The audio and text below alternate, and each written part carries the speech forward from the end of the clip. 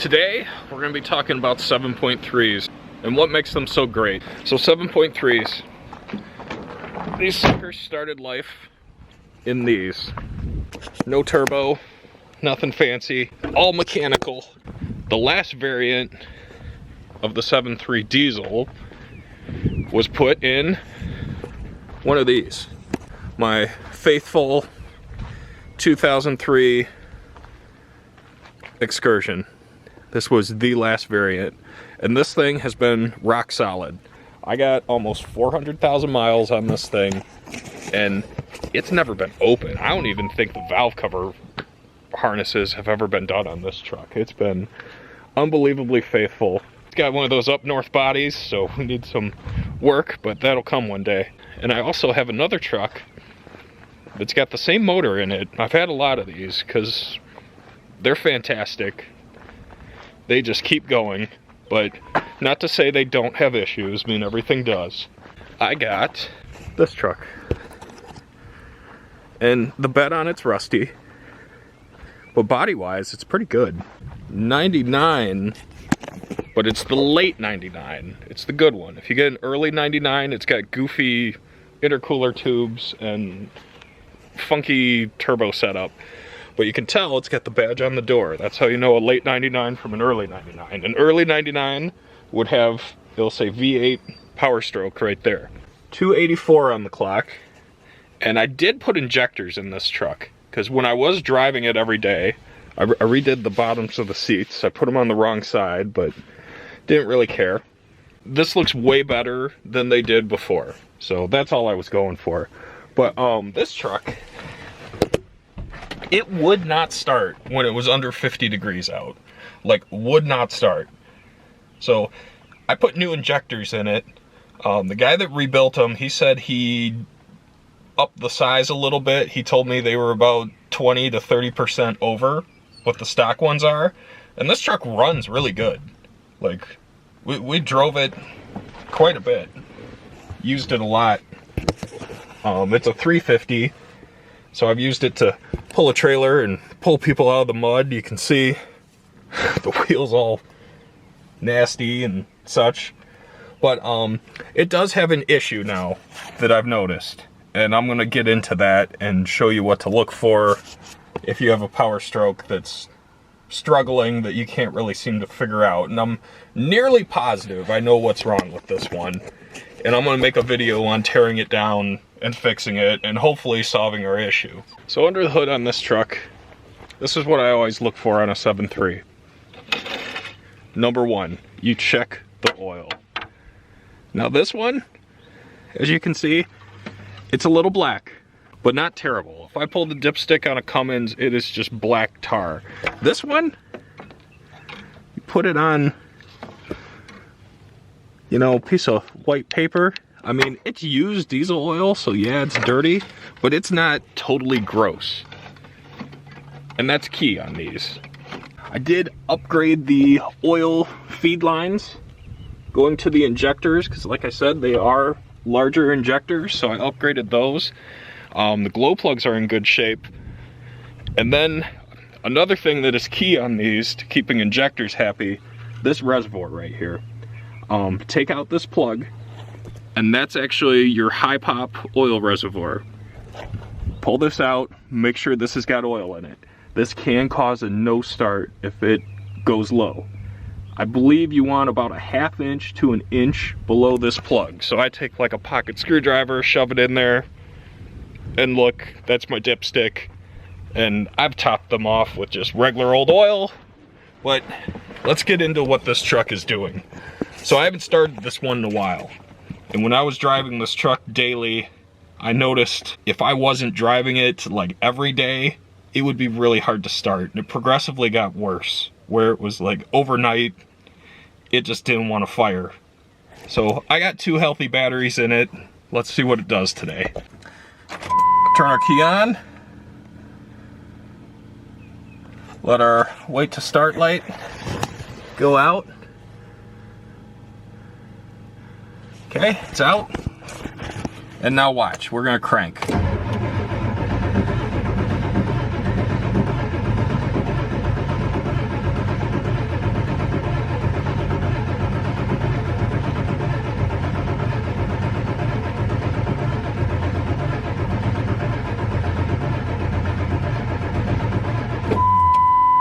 Okay, so I was cranking it pretty good, and that oil pressure gauge is doing 0. Like nothing. And some people would say, oh, it's your glow plugs, you know, a junk old 7.3 won't start. Well, no, it's not a glow plug issue. Because it's chilly out today. It's only like, I don't know, 52. But cranking again. Oh, there it goes. And what happened?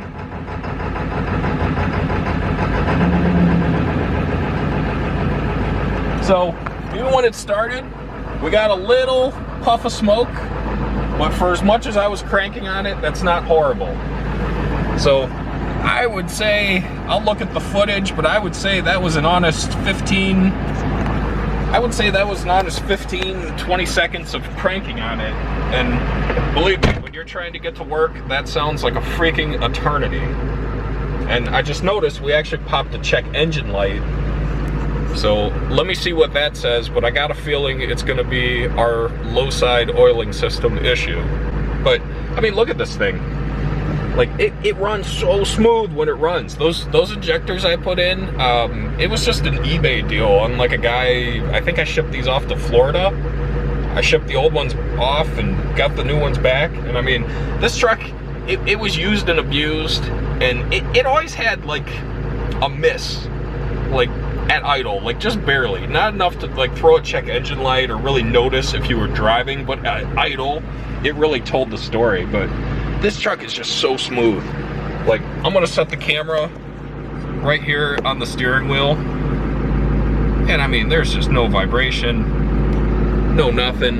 If I set it on the dash, I mean, the truck just runs butter smooth. I wanna let these batteries charge up, because that was hard on them. Just cranking and cranking and cranking. I mean, the starter on this truck is healthy, and there's 2 healthy batteries in it, so that's key to making your 7.3 start as well. But our issue is in the low side oiling system. I would put money on it. I can just tell. So I'm gonna look at this code, and I got a feeling I know what it's gonna be, but I'm gonna go grab my scanner and I'm gonna scan it and see what it says. Okay, so something weird happened. I just plugged in the scanner when I wasn't rolling, and the truck died. I noticed a lot of these Fords that, well, just from this era, I was gonna say with the PAT system, but my Excursion would do it too. They just die for some reason when you plug them in, and I never knew why. If anybody knows why, please comment. So let's see if this does automatic ID. Probably not. Oh, see, look at that. It just killed it again. Vehicle does not support automatic ID. Key off. So yeah, something's not happy when I hook the scanner up, and I don't know why. And it's not just this truck that does it. I mean, a lot of these things just do it. So let's go. Key her up. We know it's a 99. And this one is a 350. F, because it was made in America. That's the mighty 7.3. So, engine powertrain. Let's kick our key on. We're high flying, AC automatic. And let's see what kind of codes we have in memory. Internal controller keep alive memory fault. And I do have a tuner on this truck. Where is it? I believe it's a Super Chips tuner somewhere. Yeah, here it is. Old school flash tune. I love these. They're simple, they're cheap, and they work well. For an old 7.3, this truck moves. There we go. Once it starts, that's how it normally continues to fire. A little bit of cranking, we get oil pressure right away, and boom. So let's try doing key on running, and we'll go through. It's not at operating temperature right now, but worst case we'll have a coolant sensor code. But normally it wants you to cycle overdrive off and turn the wheel and such, and I guess that don't even want to work.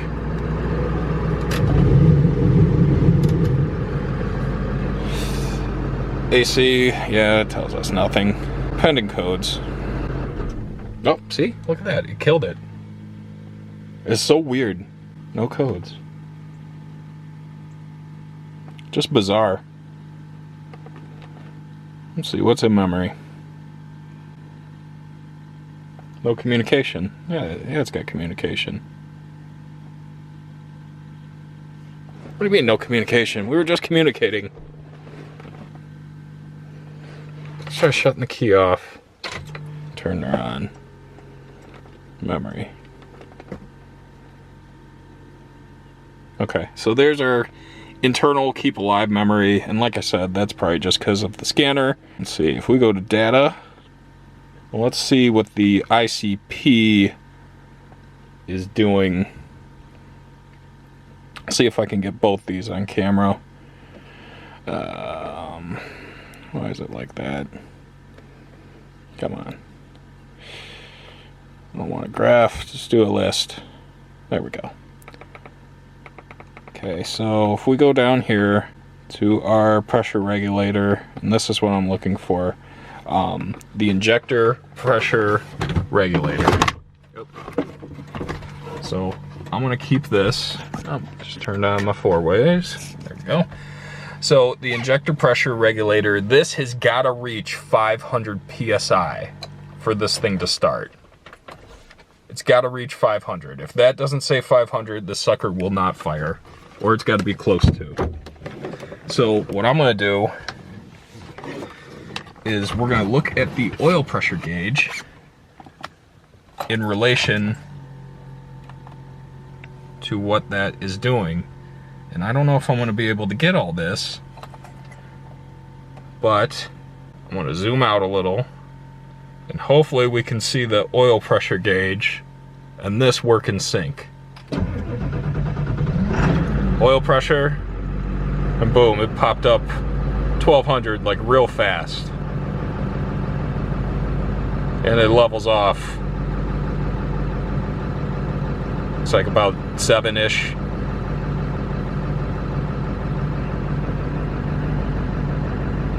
But I'll do another cold start video on this once I do the repair. But I'm gonna make it, I'm gonna tear it apart, and I'm gonna look for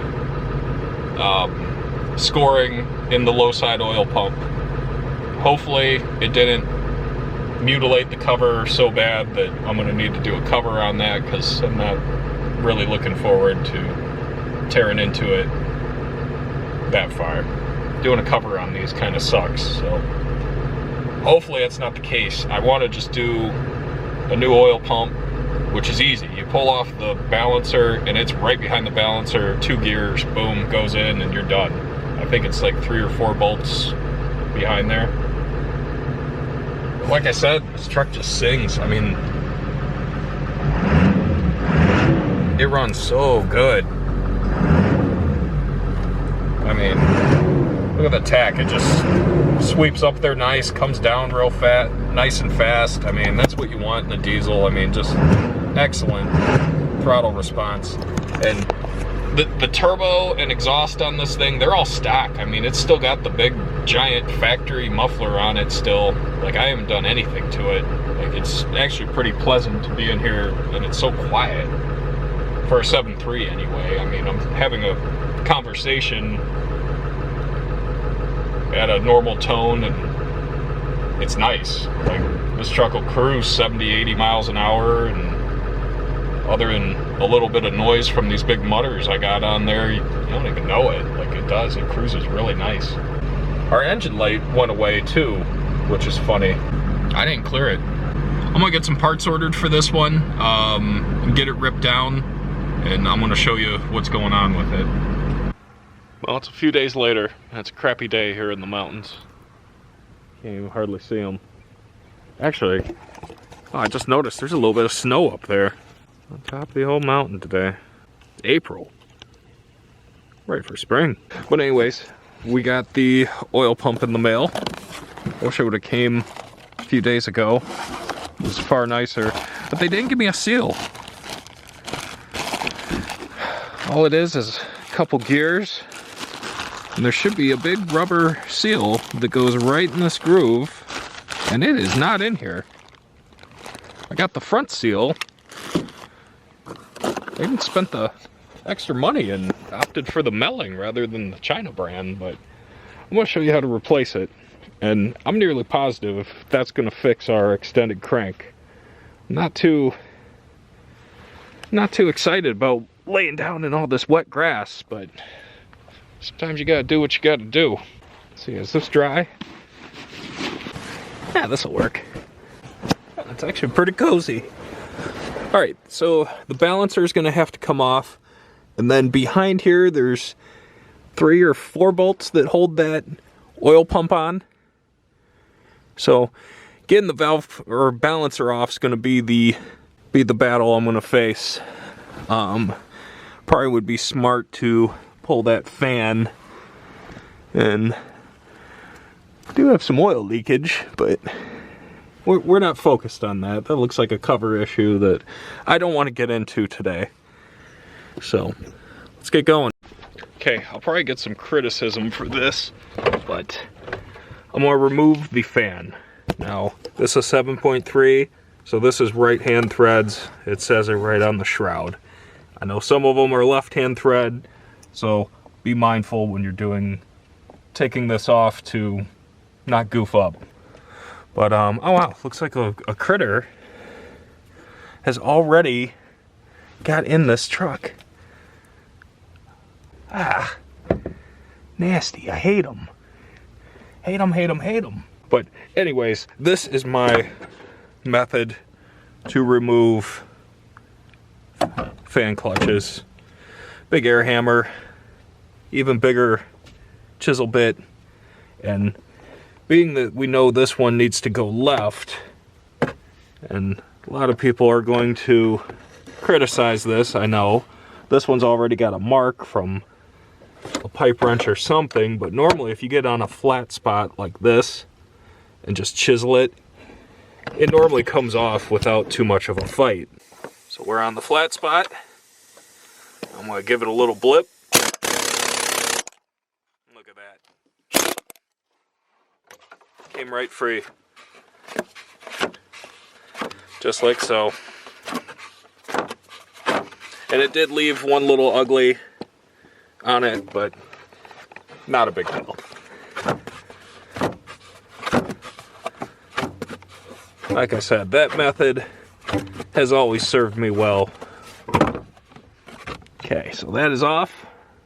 Probably gonna pull this shroud off, knock this bottle out of the way. So we got all kinds of room. Okay, the fan and shroud are removed. I did have to pull the upper hose, but it looks like a 24mm on the crank. Alright, a pry bar was too much, so I put a screwdriver in there, and it kind of feels like it gripped onto something. So let's see if it breaks free. Ooh. Definitely a little snug, but it's moving.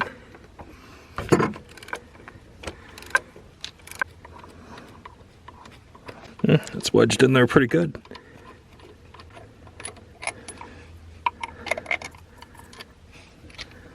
And there's our bolt. So I'm gonna go ahead and take the belt off, and I'm hoping that balancer flops off. I do see it's got 3 holes on it, like they want you to put a puller on there, but hopefully it comes off with me wrestling it with this pry bar. So I'm gonna give that a shot. And there's our belt. Ooh, not a lot of room. I know some of these just flop off, and other ones, man, you really gotta work them. This ain't working. I'm just kidding myself at this point. Yeah, so I'm gonna have to get my balancer puller thread into these spots on the balancer, Ooh. Wow, that thing really bit though.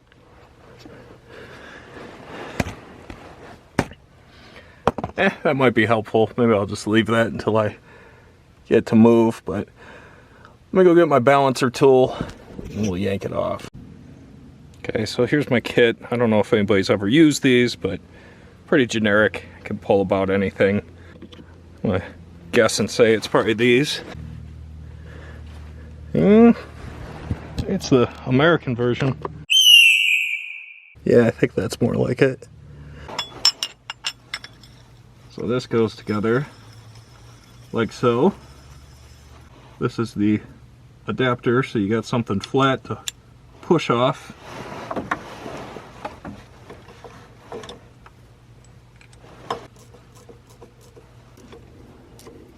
And all we're trying to do is make sure the piece that's like triangle shape doesn't move. So when I tighten this up, it's going to push off that and draw off the balancer. So we tighten this big long ram up. 19. Okay, here we go. Definitely starting to put a little pressure on it. Yep, I can feel it moving. I'd still rather do all this work than drop the pan though to do an oil pump, so it's not all bad. There it is. So this got all loosey-goosey. And here we are. And the bolts are bone dry, so it means it's not a totally leaky turd. There we go. Give it a whack or two. I think looks like there's a little dowel right there. There's the oil. And here we are. So one thing I noticed, this truck's been sitting for a few days. I guess there is a decent amount of oil coming off there. So we'll take our gears. Come on, gear. And I want to look. This cover actually looks like, oh wait, it's got a split. Look at that. Look at that. Oh, that sucks. It's kind of wiping off with my finger. Oh man, I thought it was a split. Sure looks like a crack, don't it? But it wipes off with my finger. Okay, so hopefully I don't need a cover, because I really don't want to do a cover on this truck. Alright, crisis avoided. Okay, so let me get the old pump out. We're going to size it up with our new one. Make sure we get a bunch of grass and crap in it. There we go. This is a nice little workbench. There's our new one. And the Melling ones are made a little different. This is a known problem on these trucks. And it's supposed to give you more oil faster. And you can see the design on the gear. This one's got more teeth. This one's got less teeth. Nothing's really jumping out at me. I'll probably pull this pin and stick it in that one. Let's see, dampener to dampener. And this, I know this should be the other way, but I'm looking for the distance in between here, which there's a little bit of lash. I don't know if you can see it moving back and forth, but there is a little bit of lash. This one,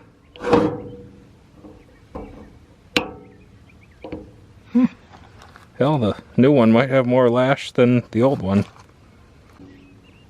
And this one's not marked dampener. Yeah, see where the notch is? on this one, because if you put the dampener in on the other side, it's going to force the gear into the cover, and we don't want to do that. Yeah, this one doesn't have it. Let's compare. The OE one's definitely a little thicker. So I guess this one doesn't care which way you put it on. Like I said, because I know you could run the balancer into the gear too far. See how this is beveled? And then this side's not. So if you run the balancer in on this side, it's gonna shove the gear in the back of the cover and wear a mark, and then you got big problems. Okay, so I hammered out the dowel pin that was stuck in here. I put it in the front cover and took the old seal out of the original pump and I placed it in the new one. It fits great. Looks like we got a little bit of protrusion out it, so it should seal up nice. But one thing I'm going to do is take a little bit of fresh grease. I'm just going to put a little bit.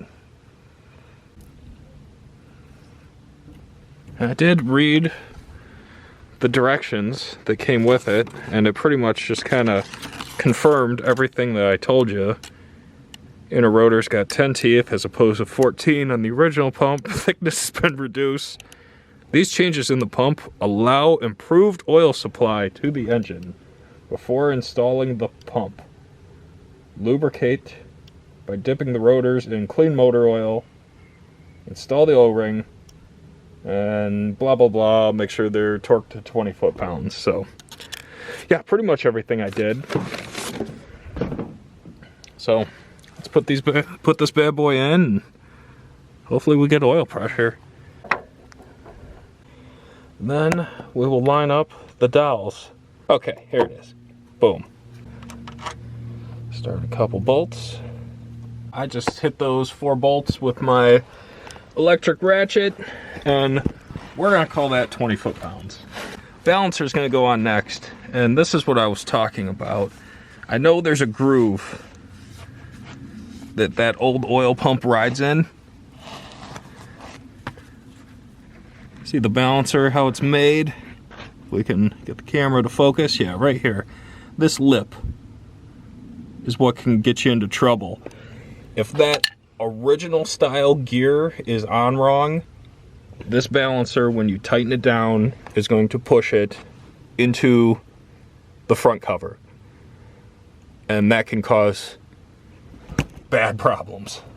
So with the new pump, apparently that was an issue, and they addressed it by making it a little smaller and revising the design of it in ways that are over my head.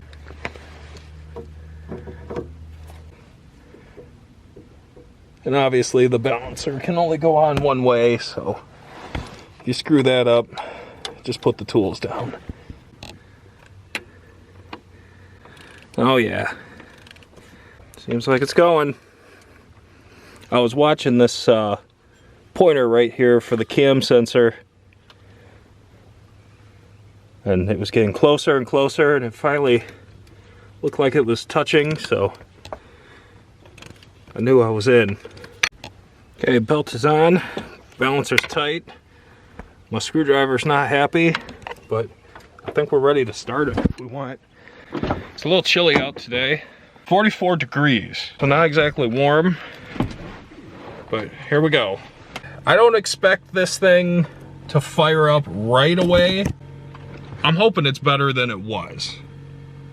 Mainly the first time. I mean, once it, primes up everything, it should start like my other one. So here we go.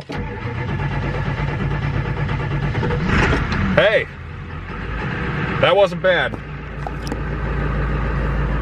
Especially for being 44 out, that was pretty good. Looks like it built oil pressure pretty much immediately. And I always like to go outside and just make sure there's no leaks after a major repair.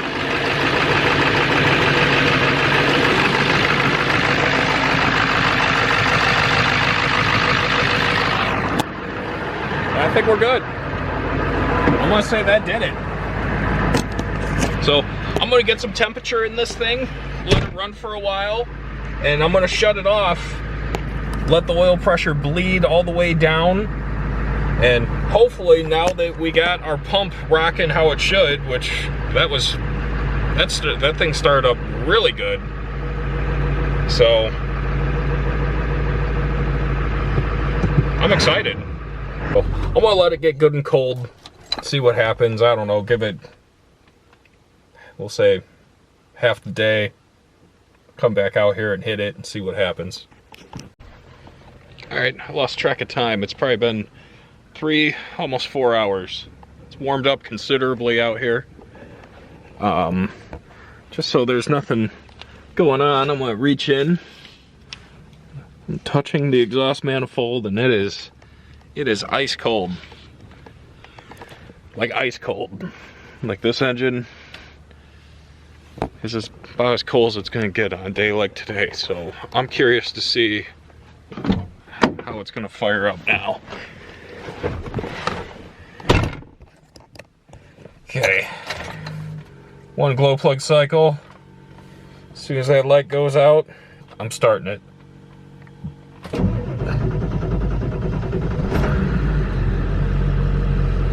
That's pretty good.